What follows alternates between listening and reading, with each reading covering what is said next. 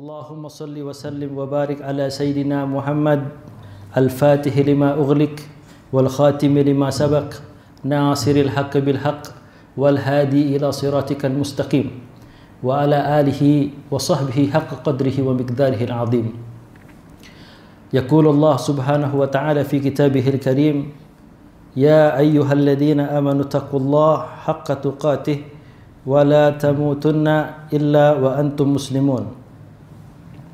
Amma ba'd, mahasirul muslimin jamaah yang dirahmati oleh Allah Subhanahu wa taala. Alhamdulillah kita dipertemukan kembali oleh Allah Subhanahu wa taala dalam majlis yang mulia ini, majlis untuk menuntut ilmu dari ilmu-ilmu Allah Subhanahu wa taala, yaitu ilmu tarikh atau dalam bahasa yang lain disebut sirah an-nabawiyah, perjalanan napak tilas kehidupan beliau sallallahu alaihi wasallam, qudwah hasanah bagi seluruh umat manusia. Salawat serta salam kita junjungkan kepada hadirat makhluk mulia, makhluk sempurna, yaitu Nabi kita Al-Mustafa sallallahu alaihi wasallam, yang karenanya kita bisa beribadah kepada Allah Subhanahu wa taala, yang karena beliau juga kita dibawa dari gelapnya kejahilian syirik menuju terang benderangnya at-tauhid, menuju terangnya Islam dengan kalimat la ilaha illallah Muhammadur Rasulullah sallallahu alaihi wasallam. Alhamdulillah kita masih dipertemukan kembali oleh Allah Subhanahu wa taala ya, dalam keadaan sehat wal afiat. Itu harus kita syukuri, dan nikmat-nikmat Allah itu harus kita syukuri, karena nikmat-nikmat Allah itu banyak manusia yang hanya memandang harta, tahta, dan jabatan. Karena nikmat Allah juga nikmat waktu luang kita. Alhamdulillah kita bisa meluangkan waktu kita untuk yatadzakarun, untuk saling belajar, saling mengingatkan, wa tawassaw bil haqq wa tawassaw bis sabr, saling menasihati di antara urusan-urusan kebenaran dan urusan kesabaran. Allah Subhanahu wa taala berfirman juga, wasta'inu bis sabri was shalah. Ya, salinglah kalian saling menasihati untuk perkara sabar. Yang pertama kali Allah perintahkan bis sabri, dengan kesabaran. Kenapa? Karena Rasulullah SAW ketika hidupnya, sebelum beliau sholat, sebelum Allah Subhanahu wa taala memerintahkan beliau untuk salat, maka Rasul sallallahu alaihi wasallam telah memberikan contoh kepada para sahabatnya radhiyallahu taala anhum jami'an bagaimana sabar itu. Setelah sabar berdakwah, setelah sabar dicaci, setelah sabar dimusuhi, setelah sabar diinjak kepala ketika salat, maka Rasulullah SAW baru diperintahkan oleh Allah SWT ketika Isra dan Mi'raj untuk mewajibkan umatnya sholat 5 waktu. Maka dari itu sabar adalah kunci dari segala kemudahan nanti di dunia maupun di akhirat. Sabar dalam menuntut ilmu, bagaimana Rasulullah SAW mengajarkan para sahabatnya Al-Islam dari satu orang ke satu orang yang lain, nambah satu orang, tambah satu orang, tambah satu orang, tambah satu orang, hingga menjadi umat yang kuat ketika mereka hijrah ke Madinah dan hijrah ke negeri Habasyah. Kesabaran itulah yang menjadikan hamba-hamba sahabat Rasul sebagai suri tauladan kita juga. Allah SWT berfirman kepada mereka dan kepada kita khususnya. Ya, secara khusus ayat ini ditujukan kepada mereka, akan tapi ibrahnya, pelajarannya, hikmahnya bagi seluruh umat manusia. Kuntum khairu ummatin. Ya, kuntum, kalian adalah sebaik-baiknya umat. Ukhrijat linnas, yang ditampakkan kepada para manusia. Ta'muruna bil ma'ruf. Kapan kita menjadi khairu ummah? Ketika kita ta'muruna bil ma'ruf, saling mengajak kepada perkara yang ma'ruf. wa tanhauna 'anil munkar, dan kalian saling menasehati agar menjauhi hal-hal yang mungkar. Wa tu'minuna billah, dan engkau menjadi orang-orang yang beriman kepada Allah Subhanahu wa taala. Jamaah yang dirahmati oleh Allah Subhanahu wa taala, kajian sirah ini saya ulang-ulangi terus hikmah-hikmah yang berada ketika kita pelajari napak tilas kehidupan Rasul sallallahu alaihi wasallam. Bagaimana perjuangan beliau, bagaimana pengorbanan sahabat, pengorbanan istri beliau radhiyallahu taala anhum jami'an. Tidak ada yang bisa mengalahkan pengorbanan mereka. Kita korbankan seluruh harta kita. Sampai kita jatuh miskin, keluar dari rumah hanya menggunakan pakaian dan sendal, itu tidak bisa kita menyamai pengorbanan yang sudah dilakukan oleh para sahabatnya radhiyallahu taala anhum jami'an. Pada masa periode dakwah 10 tahun Rasulullah SAW itu berdakwah di Mekkah, muslimin itu du'afa, lemah. Kekuatan mereka kalah jauh dibanding orang-orang musyrikin. Sampai-sampai Rasulullah SAW dan para sahabatnya, sebagian para sahabatnya hijrah ke negeri Habasyah. Rajanya disebut Raja Najasyi. Itu untuk menjauhi gangguan orang-orang musyrik. Dan sampailah utusan kaum Aus dan Khazraj yang berada di kota Madinah. Ingin tahu apa sih Islam itu? Bagaimana sih yang namanya Muhammad itu? Sampai-sampai Allah berikan hidayah kepada penduduk negeri Madinah dan khususnya kaum Aus dan Khazraj untuk menerima Islam dan menyambut kedatangan Rasul sallallahu alaihi wasallam untuk bertempat tinggal di kota Madinah, meskipun Makkah lebih beliau cintai. Kenapa Rasulullah lahir di Makkah, akan tetapi Rasulullah SAW menyebutkan Madinah ini ada Madinatul Rasul. Karena di Madinah ini Rasulullah menemukan ketenangan. Karena di Madinah ini Rasulullah mampu membuat sebuah tatanan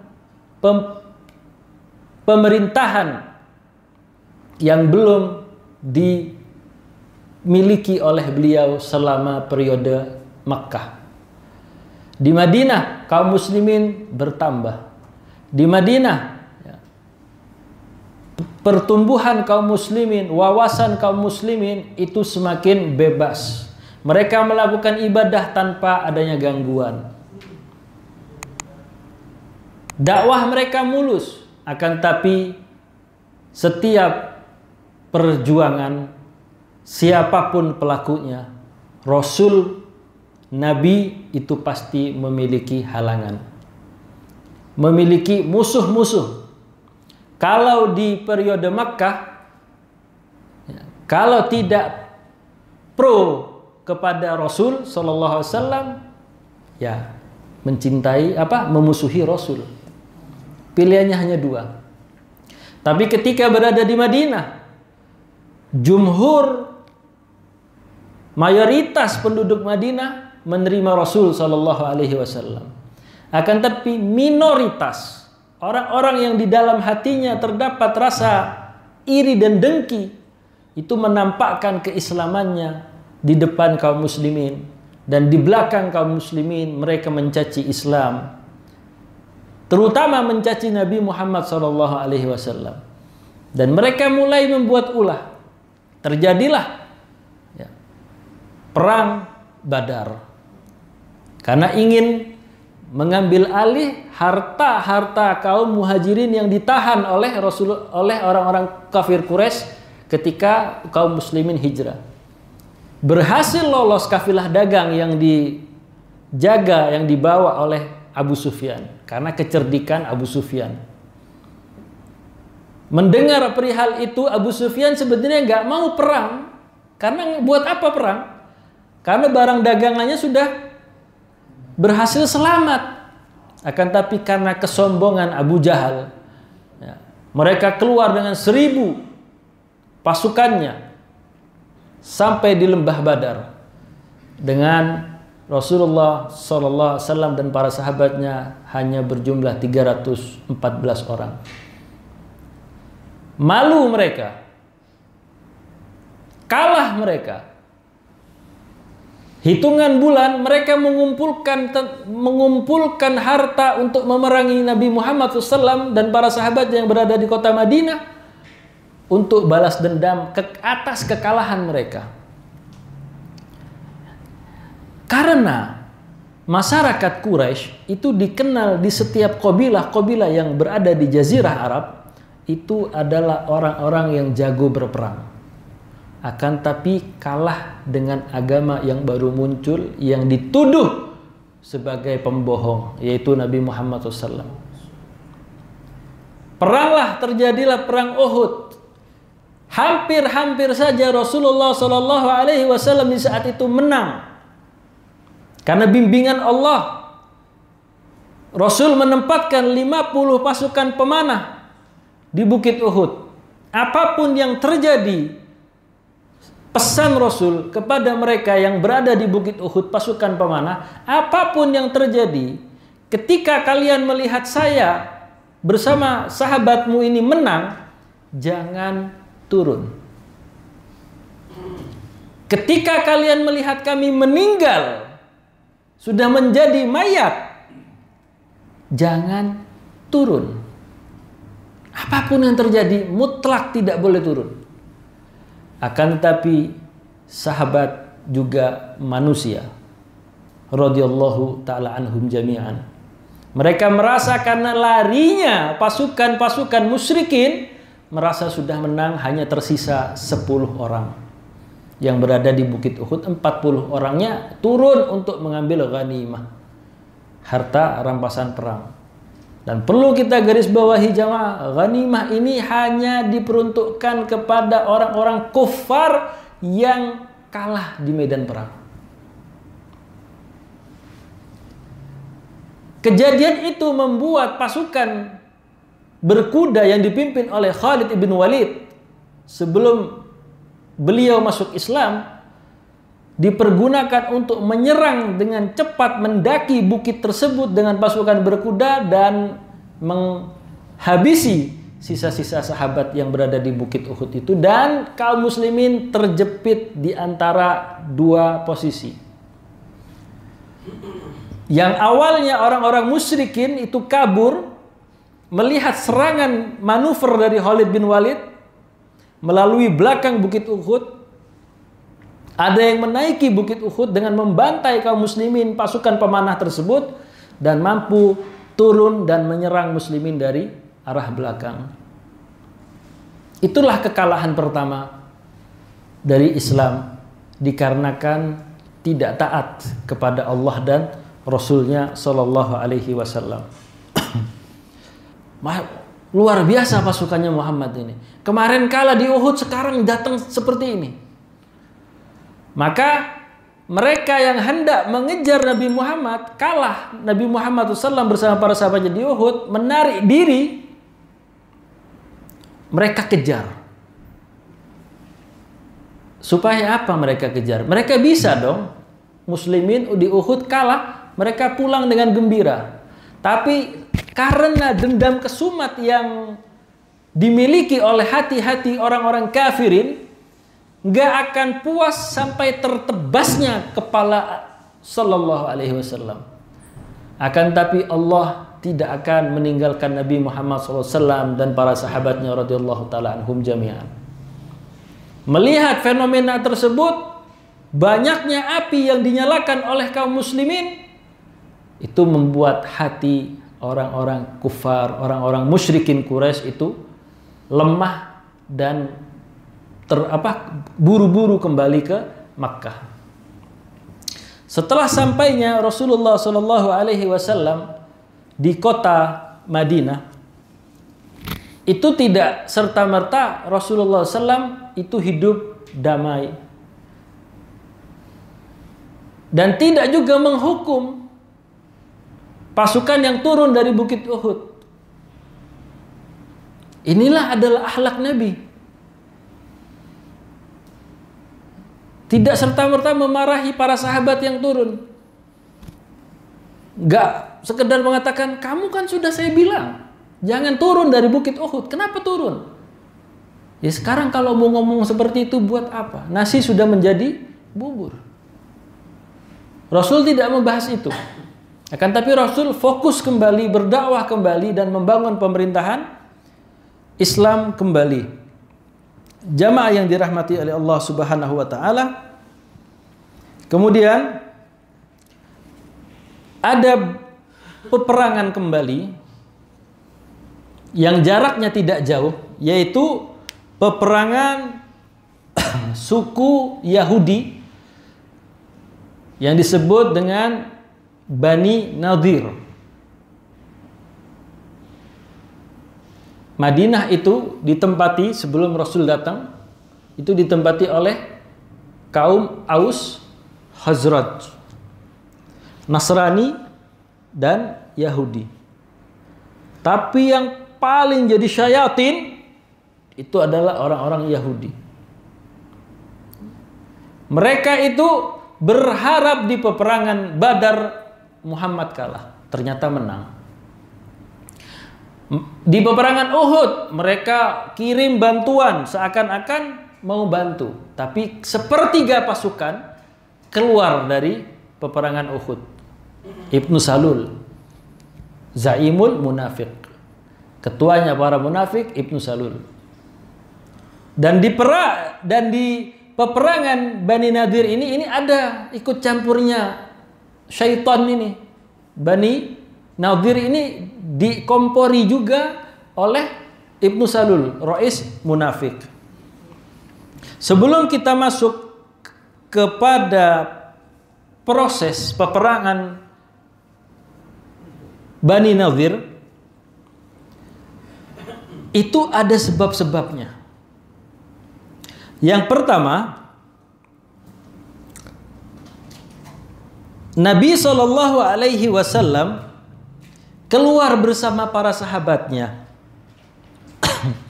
menuju ke perkampungan Yahudi yang disebut perkampungan Bani Nadir, menuju ke arah perkampungan Yahudi yang berada di kota Madinah. Untuk apa? Rasul itu ingin membayar uang diat, uang denda. Yang dilakukan Rasul gentleman. Uang diat ini Rasulullah Shallallahu Alaihi Wasallam akan bayarkan ke orang Yahudi, karena ada seorang Muslim yang membunuh 2 orang dari orang Yahudi tersebut. Terbunuhnya ini bukan karena faktor kesengajaan. Karena ada kejadian sebelum Rasul pergi ke tempat Yahudi ini. Jadi ada orang-orang dari Najd, daerah Najd, itu meminta kepada Rasul SAW untuk dikirimkan para sahabatnya untuk mengajarkan Islam kepada penduduk Najd. Tahu Najd kan? Yang kata Rasulullah SAW, dari arah Najd itu akan keluar tanduk syaitan. Tapi Rasulullah SAW tidak mau mengirimkan utusan karena khawatir sikap orang-orang ahli Najd. Akan tetapi tokoh mereka itu memberikan jaminan. Al-Barra Amr bin Malik itu memberikan jaminan kepada Rasulullah SAW agar mengirimkan guru-guru untuk mengajarkan Islam kepada orang-orang Najd. Belum sampai di kota Najd, sahabat-sahabat yang dipilih oleh Rasul Sallallahu Alaihi Wasallam ini itu dibantai oleh suku-suku yang berada di Najd. Pernah mendengar kejadian Raji' dan Bir Ma'unah? Sedikit kita bahas sebelum kita masuk ke perang Bani Nadir. Di dalam sebuah riwayat, sebab utamanya itu ada tragedi Raji' dan tragedi Bir Ma'unah serta kunut nazilah pertama yang dilakukan oleh Rasulullah SAW selama 1 bulan. Jadi kejadiannya, Rasulullah mengirim 10 sahabat di bawah pimpinan Asim bin Sabit, diutus oleh Rasul sebagai respon terhadap permintaan kabilah Bani Udal dan Bani Al-Qur'ah yang meminta bantuan tenaga untuk mengajarkan mereka tentang agama Islam. Namun sebenarnya ini hanya akal permainan mereka. Para sahabat ini kemudian dibantai di dekat mata air Bani Hudzail, di dekat daerah Raji'. Kecuali ada 2 orang yang selamat. Yang pertama Khubaib dan yang kedua Zaid radhiyallahu taala anhuma. Oleh karenanya rombongan itu disebut Sariyatur Raji'. Sariyah itu rombongan. Rombongan yang pulang hanya 2 dari 10. Ini dibantai. Kemudian pada bulan yang sama dengan pengiriman Sariyatur Raji' ini tadi, Rasulullah SAW juga mengirim para sahabat yang dipilih langsung oleh beliau. Bayangkan, sahabat yang dipilih langsung oleh beliau, fulan,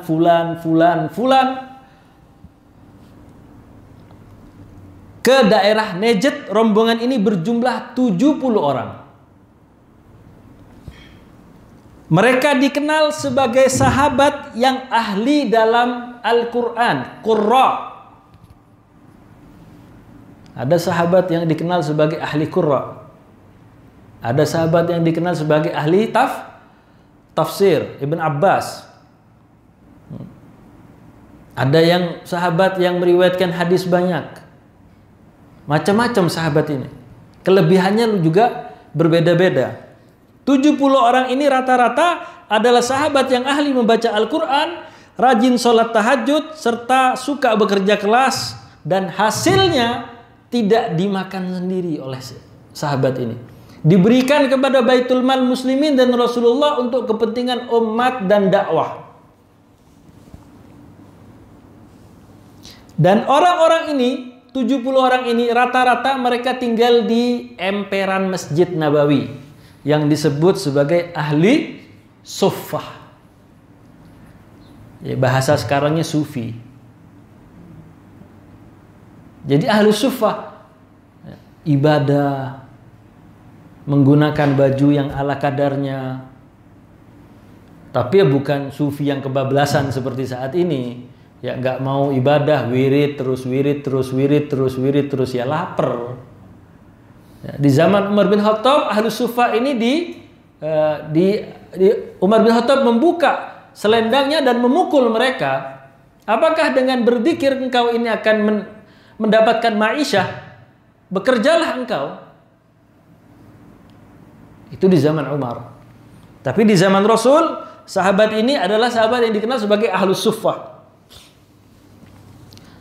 Kemudian pengiriman para sahabat ke Najd diriwayatkan oleh Al-Imam Muslim rahimahullahu taala.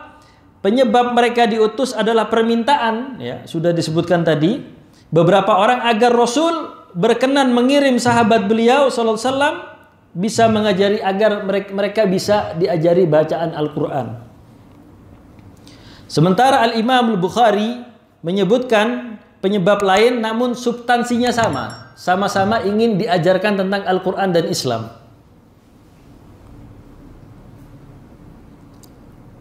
Penyebab pengiriman ini adalah permintaan bantuan dari beberapa utusan Bani Sulaim untuk menghadapi musuh mereka.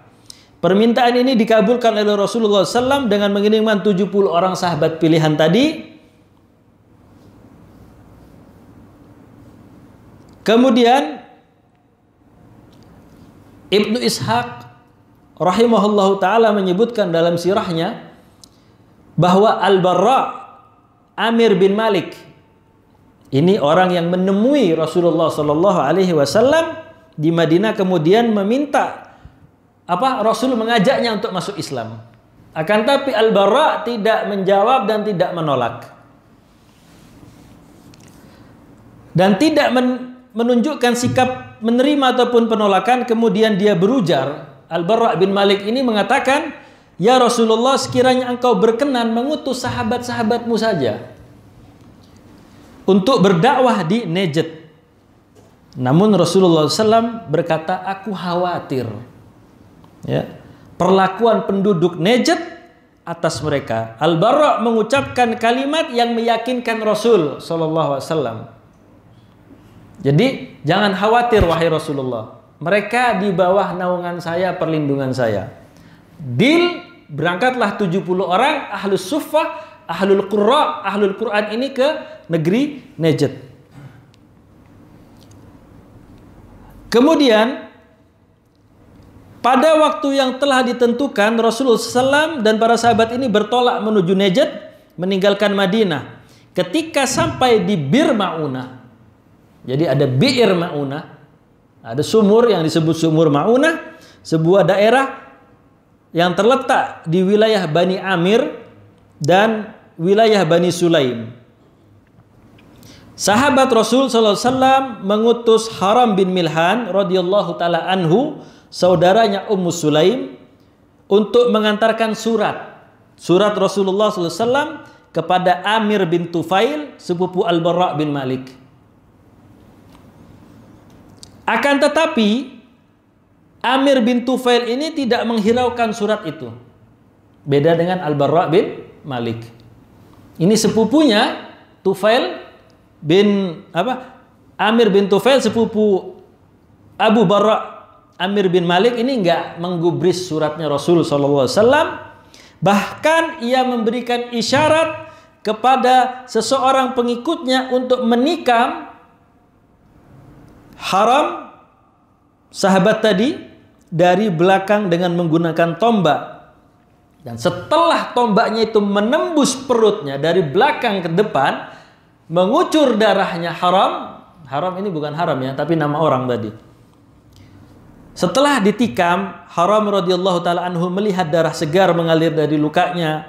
Beliau mengatakan, "Allahu Akbar, demi Rabb Ka'bah wa Rabbil Ka'bah, aku telah beruntung." Mengapa beruntung? Karena dibunuh oleh orang-orang musyrikin. Beruntung. Kemudian Amir bin Tufail memprovokasi orang-orang dari Bani Amir agar memerangi rombongan sahabat Rasul Sallallahu Alaihi Wasallam. Bani Amir menolak. Jangan. Pimpinan kami Al-Barra melindungi mereka.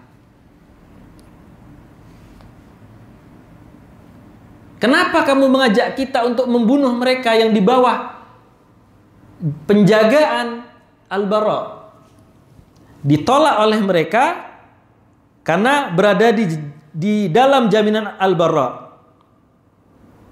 Akan tetapi tekadnya untuk memerangi rombongan ini tidak luntur disebabkan kegagalan memprovokasi Bani Amir. Dia arahkan hasutannya ke Bani Sulaim. Jadi Bani Amir, kabilah Bani Amir ini mau dihasut gak bisa. Karena Bani Amir ini pemimpinnya adalah Al-Barra. Dia gak bisa menghasut Bani Amir, menghasut Bani Sulaim. Kemudian ajakan ini disambut oleh kabilah Al-Usayyah dan kabilah Zakwan. Mereka mulai bergerak mengepung 70 orang sahabat ini. Dan pertempuran sengit tidak terhindarkan, satu persatu sahabat Rasul gugur sebagai syahid. Sampai akhirnya tidak ada yang tersisa kecuali Ka'ab bin Zaid bin Najjar radhiyallahu taala anhu yang dibiarkan sekarat. Udah sekarat gak bisa apa-apa, dibiarkan supaya matinya pelan-pelan. Luar biasa. Tidak ada rahmatnya. Maka kalau ada orang muslim yang tidak mempunyai rahmat di dalam hatinya, itu tanda tanya. Kenapa? Rasulullah SAW bersabda, irhamu man fil ard. Rahmatilah segala sesuatu yang ada di bumi ini. Kenapa? Yarhamuka man fis sama. Yang di langit itu akan merahmati kita. Meskipun dengan binatang. Ya kecuali ular kan, kalau ada ular ya jangan dirahmati, udah diusir aja, kalau enggak dieksekusi.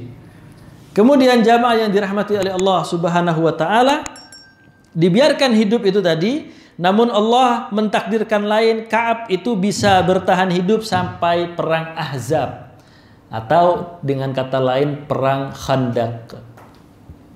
Amru bin Umayyah dan Al-Mundhir Uqbah bin Amir melihat sahabatnya meninggal, mereka berdua itu tanpa gentar maju menyerang kaum kufar. Al-Mundhir terbunuh, sementara Amr bin Umayyah itu tertawan, namun ditebus dan dilepas. Jadi 69-nya syahid, sisa 1 tertawan, kemudian ditebus dan dilepas. Nah ini sudah mulai mengkerucut kepada diat yang akan dibayarkan oleh Rasul. Setelah statusnya sebagai tawanan hilang dari dirinya, Amr bin Umayyah radhiyallahu taala anhu bergegas pergi ke Madinah dan melaporkan peristiwa yang sangat memilukan ini kepada Rasul. Dalam perjalanannya ke Madinah, Amr bin Umayyah radhiyallahu taala anhu ini bertemu dengan 2 orang Yahudi dan diserang 2 orang Yahudi ini sampai tersungkur. 2 orang lawan 1 tersungkur Yahudi 2 orang itu tadi. Dan Amr bin Umayyah ini tidak tahu, hanya merasa puas sudah membalaskan darah yang mengalir dari para sahabatnya tadi. Dan Amr bin Umayyah nggak tahu bahwa Yahudi yang dibunuh ini sudah memiliki perjanjian damai dengan Rasulullah SAW. Yang membunuh bukan orang Yahudi, tapi orang-orang Najd. Nah, kematian 2 orang ini karena dibunuh oleh Amr bin Umayyah yang tidak tahu kalau yang dibunuh itu sudah ada perjanjian damai dengan Rasul. Oleh karena itu, mendengar berita itu Rasulullah SAW mewajibkan pembayaran diyat atau denda atas pembunuhan yang dilakukan oleh sahabatnya. Dan ini dibebankan kepada seluruh kaum muslimin dan Yahudi yang terikat perjanjian. Saat Amr bin Umayyah pergi ke wilayah Yahudi untuk keperluan diyat, nah di sini Yahudi ahlan wa sahlan. Ayo kita bareng untuk bayar. Ta'al ke sini ente Muhammad. Ya, datanglah ke sini. Ya.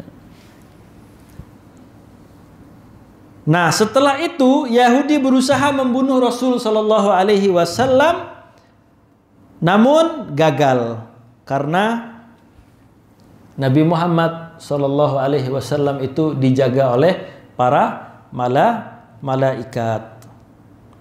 Akan tapi pembantaian ini menyebabkan kesedihan yang sangat mendalam bagi Rasulullah SAW.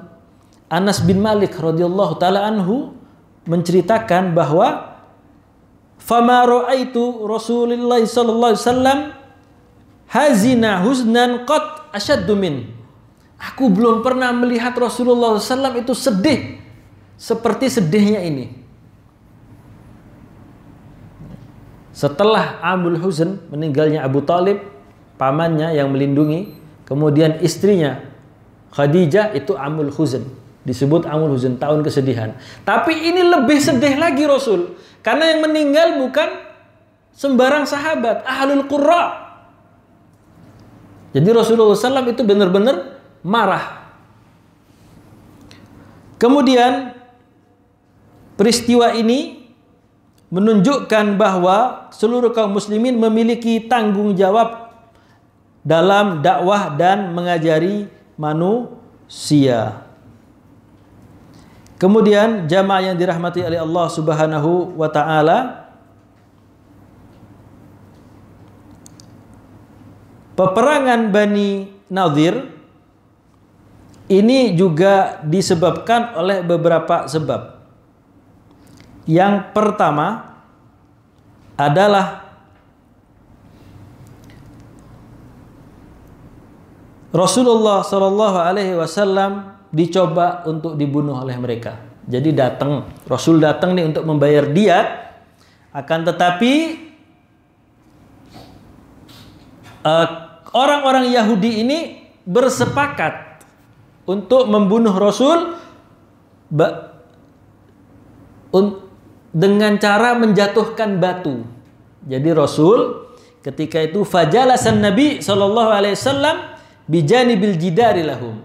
Ketika duduk Rasul itu bersama Abu Bakar As-Siddiq, Umar bin Khattab. Datang, mereka sambut dengan sambutan yang ramah tamah. Fa'adhara al-yahudu al-muwafaqah wa tirhabis syadid bi Rasul. Ketika Rasulullah datang, Muhammad datang SAW menyambutnya dengan al-muwafaqah, kayak seakan-akan wah iya setuju kami, ayo kita bayar diat bareng-bareng. Ya, disambut dengan sambutan yang ramah tamah. Fajalasan Nabi SAW bijani bijidar fattafaqal yahud ala ightiyalihi. Nah, Yahudi sudah bersepakat untuk membuat makar terhadap Rasulullah Sallallahu Alaihi Wasallam. Nah, Yahudi ini memang bangsanya makar, bangsanya tipu daya. Kemudian di saat Rasulullah duduk, Yahudi itu sudah mempersiapkan sakhra, batu yang lumayan besar, pas di atas Rasulullah SAW. Dan ini juga sudah ditegur oleh Yahudi yang lain. Jangan dilakukan. Jadi kaum Yahudi itu ada yang melarang. Kalau Muhammad ini benar-benar utusan Allah, kamu tidak akan bisa membunuhnya. Karena dijaga oleh para malaikat. Tapi yang namanya Yahudi, ya'rifunahu kama ya'rifuna abna'ahum, tetap aja dilaksanakan. Sebelum itu terjadi, sebelum pembunuhan itu, perencanaan itu terjadi, maka Allah Subhanahu wa ta'ala nazala Jibril alaihi salatu wassalam, menurunkan Jibril turun alaihi salatu wassalam, fa akhbaran nabi bi mu'amarati, dengan pengkhianatan mereka. Setelah Jibril alaihi salatu wassalam datang memberikan informasi tentang khida', tentang kebohongan mereka, Rasul tidak berkata A, tidak berkata B, tidak berkata Z. Berdiri meninggalkan mereka. Karena Rasulullah tahu, dibimbing oleh wahyu. Kemudian jamaah yang dirahmati oleh Allah Subhanahu wa taala, fataraka makanahu, meninggalkan tempatnya fauron, langsung, biduni kalam. Ya, enggak pakai basa-basi lagi. Aidan ila Madinah, pergi kembali ke kota Madinah Al-Munawwarah. Nah, setelah kejadian ini, Rasulullah menyampaikan kabar ini tentang pengkhianatan orang-orang Yahud kepada para sahabatnya radhiyallahu taala anhum, dan wa amarahum bitahayyu lil harbi Bani Nadhir, memberikan informasi, mempersiapkan pasukannya untuk memerangi Bani Nadhir. Arsalan Nabi sallallahu alaihi wasallam Muhammad bin Maslamah, satu orang yang diutus sama Rasul ke orang Yahudi tadi, yang bernama Muhammad bin Maslamah. Wa qala lahu, dan sahabat yang mulia ini berkata kepada orang-orang Yahudi. Apa perkataannya? Perkataan yang dikatakan oleh sahabat Rasul, idhab ilal Yahud, kata Rasul kepada Muhammad bin Maslamah, pergilah engkau kepada orang-orang Yahud Bani Nadir, wa qala lahum, dan katakan kepada mereka, sesungguhnya Rasulullah SAW arsalani ilaikum, mengutusku kepada kalian untuk kalian keluar dari negeri Madinah. Nah, ini ketegasan, tidak bisa diganggu gugat. Tidak ada pilihan A, B, C. Jizyah, Islam, masuk Islam, ya tentu saja aman. Kalau nggak mau jizyah, kalau nggak mau harb, ini nggak ada. Langsung karena emosinya Rasulullah SAW memuncak karena mengkhianati perjanjian yang telah mereka buat. Rasul datang untuk menegakkan janji yang dibawa oleh Rasul. Rasul mau bayar diat, mau bayar uang denda. Jujur, tapi dikhianati oleh orang-orang Yahudi ini tadi. Karena kalian telah membuat makar. Kemudian waqad ajaltukum asyran, dan Rasul memberikan waktu kepada mereka 10 hari. 10 hari gak keluar, selesai. Kemudian ditutup dengan kalimat faman ru'iyah, dan barang siapa yang terlihat setelah 10 hari itu minkum, dari kalian, dorobtu unuqah, saya akan tebas lehernya. Nah, dengar seperti itu kacau balau. Nah, ini Islam mempunyai izzah. Satu kali omongan menggetarkan musuhnya. Itu Islam. Kemudian akhadal Yahud Bani Nadir yatahayyauna lil khuruj. Ya, mereka itu ada yang keluar. Tapi sebelum keluar datang Ibnu Salul. Arsala ilaihim ya'iduhum, untuk seakan-akan saya akan bela, saya akan kirim pasukan saya, kata Ibnu Salul. Untuk apa? Binasratihim, untuk menolong mereka. Fa'adal Yahud warafadul khuruj, dan orang-orang Yahudi yang awalnya mau keluar karena dapat surat, dapat bantuan dari Ibnu Salul munafik, ya, mereka pede. Yang awalnya mau keluar nggak mau keluar, tetap berada di dalam bentengnya mereka, malah melawan kaum muslimin. Kemudian hina idin sarul muslimun ilaihim fatahassanul yahud bihusunihim wastamarul hisar 15 yauman. Dan setelah kaum muslimin itu datang tepat di depan Bani Nadir, benteng Bani Nadir itu dikepung selama 15 hari. Gak kalah-kalah 15 hari Bani Nadir ini. Kenapa? Karena Bani Nadir ini diuntungkan dengan lokasi benteng mereka yang ditutupi oleh pohon-pohon kurma. Kira-kira kalau kita manah terhalang sama pohon kurma gimana? Maju dong. Nah, begitu maju pohon kurma di belakang kita, kita kena sasaran sama orang yang di atas benteng. Hampir kehabisan akal Rasulullah SAW.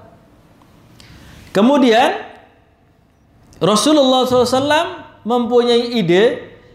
Umiran Nabi sallallahu alaihi wasallam biqat'in nakhil. Rasul menyuruh para sahabatnya untuk menebang pohon kurma itu, sebagai yang mempersulit, ya, pandangan kaum muslimin terhadap benteng Bani Nadir tadi, dan menyuruh untuk membakarnya. Nah, ini ada sorakan atau teriakan yang menghina Nabi Shallallahu Alaihi Wasallam. Fanadau min wara'i hisun, min wara'il hisar, dan ada orang yang berteriak di dalam bentengnya orang-orang Bani Nadir itu. Ya Muhammad, qad kunta tanha anil fasad. Wahai Muhammad, bukankah engkau melarang untuk membuat kerusakan di saat perang? Jangan rusak tumbuhan, jangan bunuh anak kecil, jangan membunuh orang yang sudah tua, jangan membuat kerusakan rumah-rumah, jangan dirusak. Tapi di sini dilakukan oleh Rasulullah Sallallahu Alaihi Wasallam. Fama balaqat innakhil wa tahrikuha. Dan kenapa engkau ini merusak pohon kurma dan membakarnya? Pinter Yahudi ya dalam menjawabnya. Tapi hanya itu satu-satunya jalan untuk meruntuhkan benteng mereka. Jadi pohon-pohon kurma yang di depan benteng-benteng umat-umat Yahudi yang Bani Nadir itu semua dirobohkan oleh Rasulullah SAW, sehingga tidak menghalangi pasukan kaum muslimin untuk menyerang dan mengalahkan Bani Nadir. Qadafallahu ar-ru'b fi qulubihim, maka Allah memberikan ketakutan di hati orang-orang, qulubihim, di hati orang-orang, di hati mereka, orang-orang Yahudi tadi. Setelah hancurnya benteng, sudah manuver masuk muslimin, mereka mengibarkan bendera putih dan minta tolong sama Nabi Muhammad. Ya Muhammad, saya mau keluar dari Madinah secara baik-baik. Ya, giliran kepepet minta maaf. Begitu Yahudi.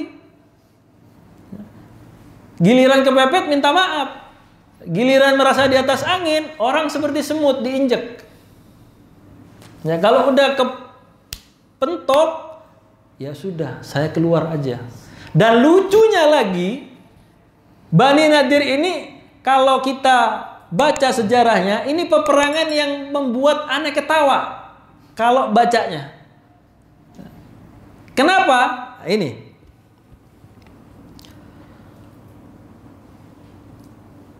Mereka damai, gak ada perlawanan lagi dari mereka. Maka Rasul menyetujui. Oke, kata Rasul SAW. Kemudian fahtamalu bin amwal mastaqallat bihil ibil.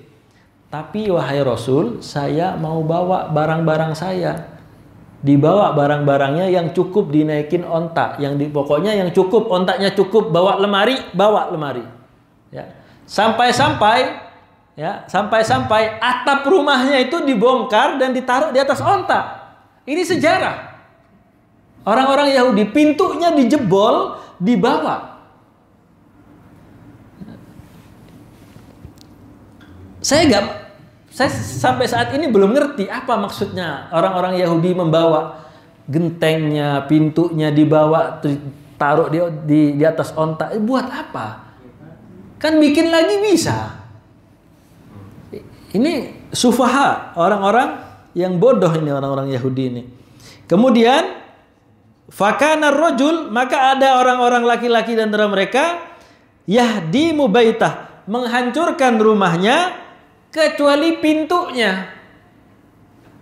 Ya, rumahnya dihancurin, pintunya dibawa. Kayak cerita Abu Nawas, jagain ya pintu ini, siap. Daripada aneh kemana-mana, nggak bisa lihat pintunya dijebol, dibawa kemana-mana, dijaga. Ini pintunya dibawa sama orang-orang Yahudi. Fayadha'ahu ala dhahril ba'irihi, dan pintunya, semua barang-barang yang bisa mereka bongkar, mereka taruh di atas ba'irihi, ontaknya. Fayantaliku bihi ila Khaybar. Dan sebagian mereka pergi ke Khaybar, bikin lagi perkampungan di sana. Ya. Bikin lagi ntar penaklukan Khaybar ada lagi. Nah setelah Khaybar keluar, bikin lagi, terakhir bikin jadi sekarang. Nanti akan ada suatu saat mereka terusir lagi, entah apa yang mau dibawa lagi sama mereka. Suatu saat lagi, janji Allah. Kemudian jamaah yang dirahmati oleh Allah Subhanahu wa taala, minhum saru ila Syam. Mereka juga yang ada yang berpergian ke negeri Syam. Kalau Syam di zaman dahulu itu lebih identik dengan Suriah, kan? Tapi wilayahnya ada 4, ya. Suriah, Lebanon, Palestina, sama Yordan. Itu Syam. Wasara akabirahum ila Khaybar. Dan pembesar-pembesar mereka itu pergi ke Khaybar. Di antara mereka adalah Salam bin Abi Haqiq, wa Kinanah bin Rabi, wa Huyai bin Akhtab. Huyai bin Akhtab ini dikenal sebagai, ya, Sonadikul Quraisy. Ya, orang Yahudi tapi gembongnya Quraisy itu Huyai bin Akhtab. Nah, kemudian keluar orang-orang Yahudi Bani Nadir ini setelah pengepungan 15 hari dan menyerah begitu saja. Sudah nantang-nantang tapi nyerah, ya. Seperti sepak bola amatir nantangnya klub Real Madrid, ya. Setelah udah kebobolan 15-0, udah deh prit selesai, ya. Mentalnya mental kerupuk kayak ikan piranha, taruh 1 gak gigit. Taruh 15 ekor, 20 ekor piranha, celupin tangan ente, insya Allah keluarnya tulang. Ya, seperti itu Yahudi. Kalau satu orang pengecut, juban, dia pegang senjata sama orang-orang Palestina pakai batu, lari. Mereka juban, orang-orang yang pengecut. Kalau satu, kalau banyak, ya kayak piranha tadi. Kemudian, nah, mulailah ghanimah. Qassama Rasulullah sallallahu alaihi wasallam amwaluhum alal muhajirin. Orang-orang muhajirin dibagikan ghanimah oleh Rasulullah SAW. Walam yu'ti al-ansar, dan orang-orang Ansar tidak diberikan. Oleh Rasul, orang-orang Ansar tidak diberikan kecuali 2 orang. Yang pertama Abu Dujanah dan Sahal bin Hunayf. Kenapa Abu Dujanah dan Sahal bin Hunayf ini hanya 2 orang Ansar yang diberikan ghanimah oleh Rasul? Karena 2 orang ini adalah 2 sahabat yang fakir, ya, yang fakir. Sahabat yang lain kan ada yang fakir, kenapa nggak minta? Kenapa nggak ini? Sahabat itu punya izzah, ya. Radhiyallahu ta'ala anhum itu meskipun miskin tidak mau. Tapi berarti kalau Abu Dujanah dan Sahal bin Hunayf radhiyallahu ta'ala anhuma ini sampai diberi, berarti yang paling miskin orang Ansor ya 2 orang ini. Kemudian jamaah yang dirahmati oleh Allah SWT, dan setelah peperangan ini, wa nazalat fi ahdasil ghazwah suratu al-hasyr allati tusamma aidan suratu Bani Nadir. Yang nama lain dari surat Al-Hasyr adalah surat Bani Nadir. Nah, karena sudah jam 9.22, sebenarnya harus ada yang dibahas lagi nih, peperangan Ahzab atau biasa disebut sebagai peperangan Khandaq. Insyaallah kita akan bahas di pertemuan yang akan datang. Wallahu ta'ala alam bisawab. Jika ada pertanyaan, dipersilahkan.